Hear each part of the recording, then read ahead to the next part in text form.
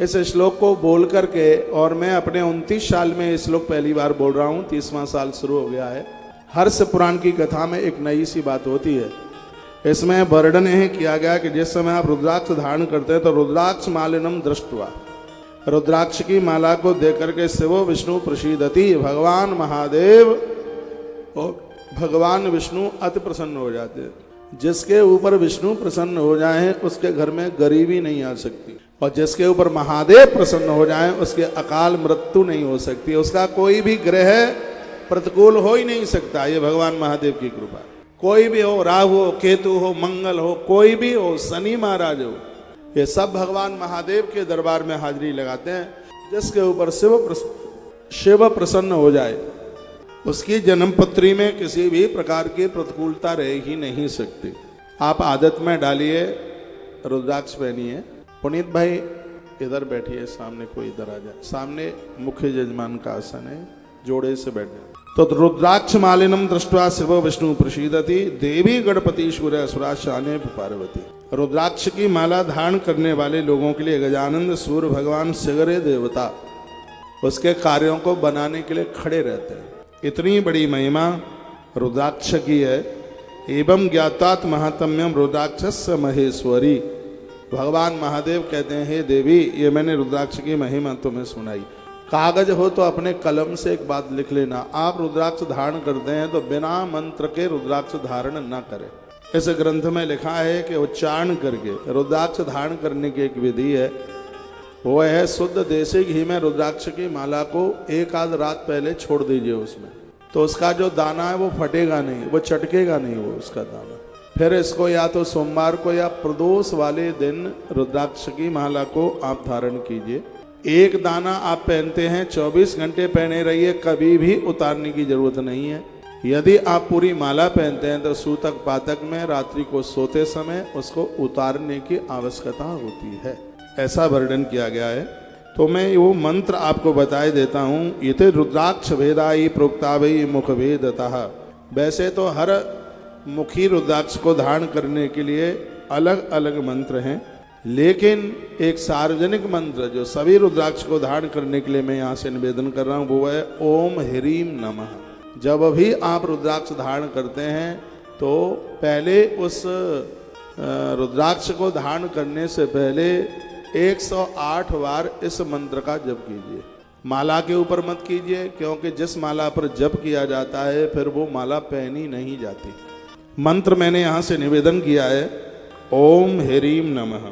ये मंत्र विद्येश्वर संहिता के अध्याय नंबर 25 के श्लोक नंबर 82 नंबर के श्लोक में इसका वर्णन किया गया है। एक बार फिर रिपीट कर रहा हूँ, ओम ह्रीम नमः। जब भी आप नई रुद्राक्ष की माला धारण करते हैं तो माला को धारण करते समय 108 बार इस मंत्र का उच्चारण कीजिए, ओम ह्रीम नमः।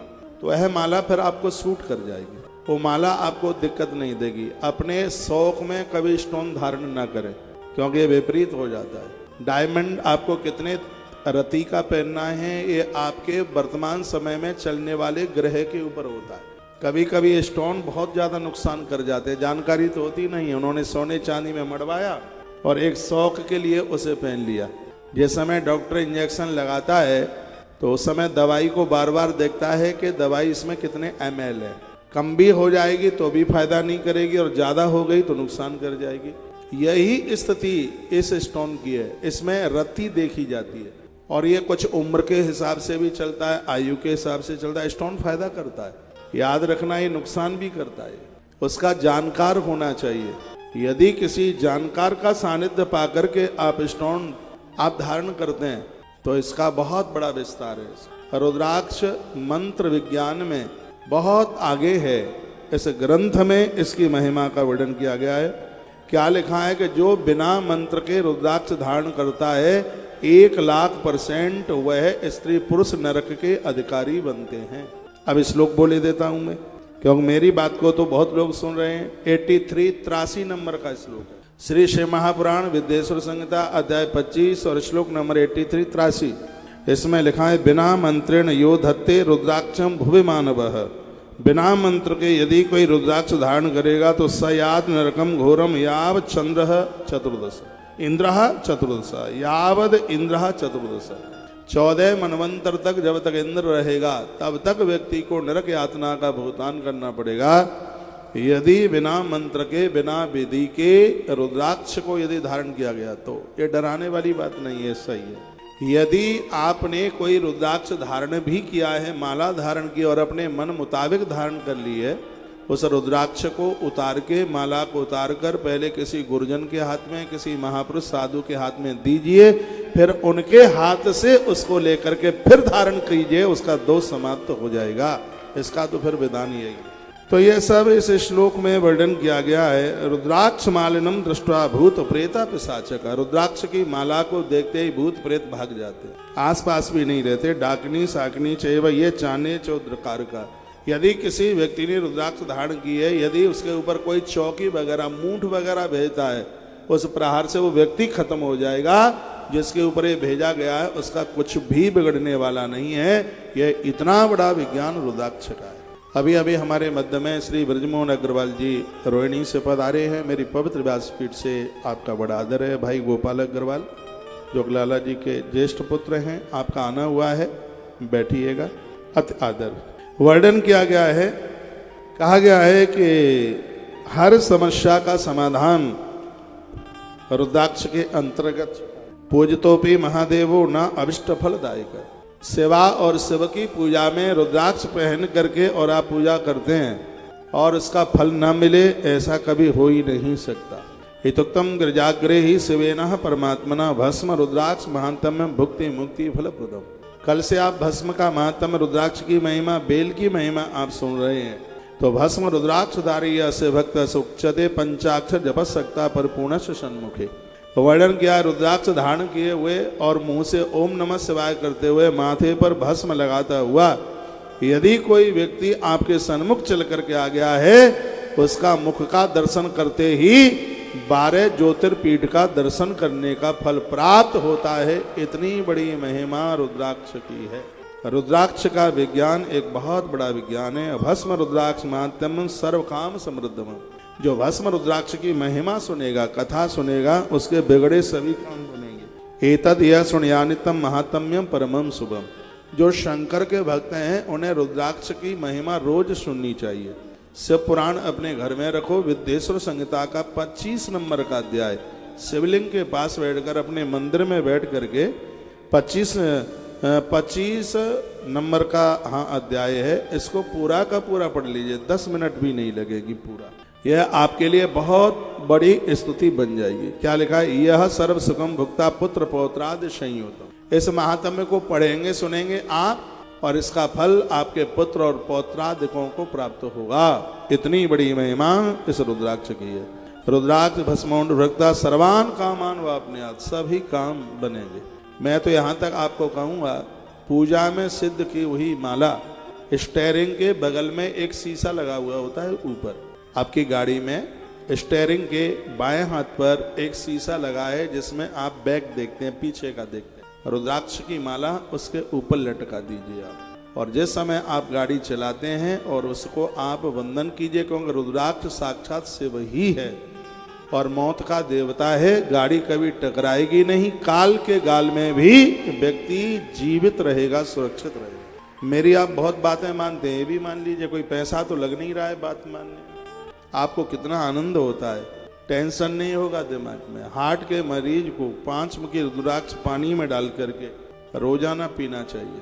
60 साल में भी उसका जो हार्ट है वो 25 साल का हुआ। जिनको बाईपास सर्जरी हुई है, जिनके ब्लॉकेज हैं, जिन्हें कोई दिक्कत है, तो यह ऐसा कीजिए। बस ये देख लेंगे रुद्राक्ष पर केमिकल पॉलिश तो नहीं है।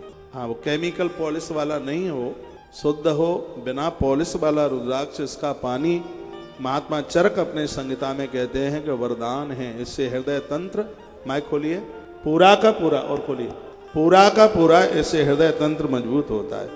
सर्व सिद्ध प्रदान नित्यम मुक्तदा शिव शासना। जितने भी देवताएं हैं वो सब रुद्राक्ष की माला धारण करते हैं। स्वयं लक्ष्मी मैया, स्वयं उमा मैया ब्रह्मांडी, स्वयं भगवान श्री कृष्ण, भगवान प्रभु श्री राम, ये सगरे देवता रुद्राक्ष धारण करते हैं, तो हमें और आपको भी रुद्राक्ष अवश्य में धारण करना चाहिए।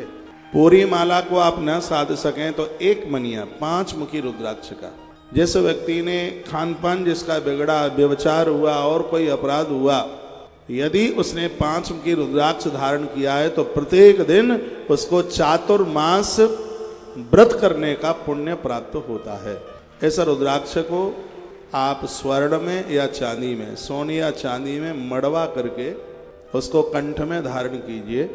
इसको सोने में आप मड़वा के पहनेंगे तो क्रोध को जीत लेंगे, माथे के विकार समाप्त नहीं होंगे, और चांदी में मड़वा करके पहनोगे तो आपके धन का दुरुपयोग नहीं होगा, वो अच्छी जगह खर्च होगा। ये कल की कथा में भी मैंने निवेदन किया था। तो सोने और चांदी में इसको मड़वा कर पहनना ये बहुत ज़्यादा विशेष, बहुत खास हो जाता है। ये विदेश्वर संहिता में हमने आपको रुद्राक्ष महात्म्य की कथा सुनाई, और आज इस पंडाल में भगवान के ऊपर चढ़ाए गए पूजे हुए रुद्राक्ष वितरण होंगे। तब तक आप इंतजार करते रहिए। यस्तु लिंग समेपीतु कार्यम किंचित करोति च तस् पुण्य फलम वक्तुम न शक्रोपि महामुनि। शिवलिंग के पास बैठकर जो भी कोई सदकर्म कोई करता है उसका कितना पुण्य मिलता है, स्वयं इंद्र भी इसका वर्णन नहीं कर सकते, ऐसा भगवान व्यास लिख रहे हैं। तो इसका अर्थ है कि आप जितने भी मुझे सुन पा रहे हैं, आप सबके घर में शिव पिंडी शिवलिंग होना चाहिए। जिसके घर में प्रवेश करने के लिए एक ही दरवाजा है, जो एक ही दरवाजे से प्रवेश करते हैं, उनके घर में 10 मंदिरों की जरूरत नहीं पड़ती, एक ही मंदिर उनके लिए बहुत है। हाँ, यदि अंदर प्रवेश करने के लिए रास्ते अलग हैं तो उन सबको श्राद्ध करने की जरूरत पड़ेगी, उन सबको तर्पण की जरूरत पड़ेगी।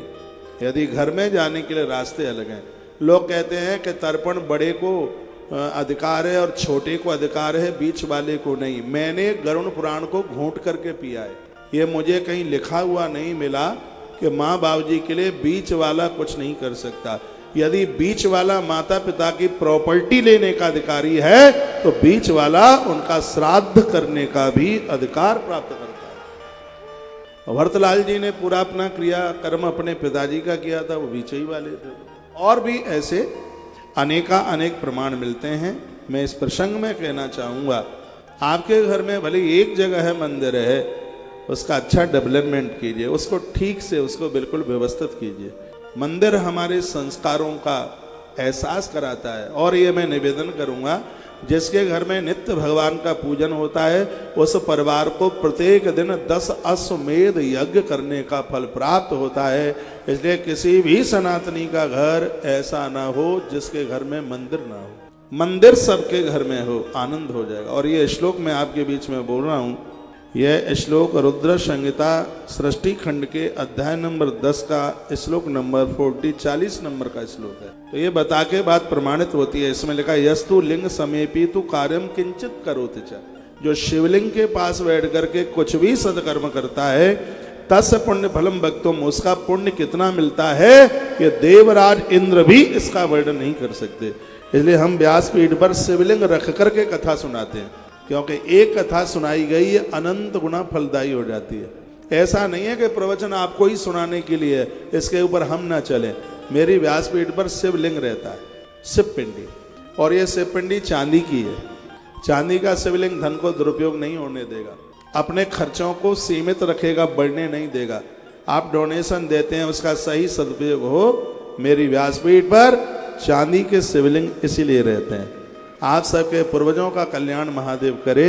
ये चांदी के शिवलिंग की महिमाएं, तो भगवान शिव के शिवलिंग के समीप जो भी कोई सत्कर्म किया जाता है, निश्चित रूप से आपको किए गए सत्कर्म का अनंत गुना फल प्राप्त होता है। एक हृदय की बात और मैं आपको बोलूं, आरती से पहले, आरती के बाद आप यहाँ व्यासपीठ तक आप आते हैं, यहाँ आप मत्था टेकते हैं। आपका एक बार मत्था टेकना, यहाँ आना 1000 के बराबर है, क्योंकि यहाँ शिवलिंग रखा हुआ है। इसलिए आपका एक बेलपत्र चढ़ाया गया, एक नाम लिया गया, आपका हजारों गुना फलदायी है। ये स्वयं महादेव कहते हैं।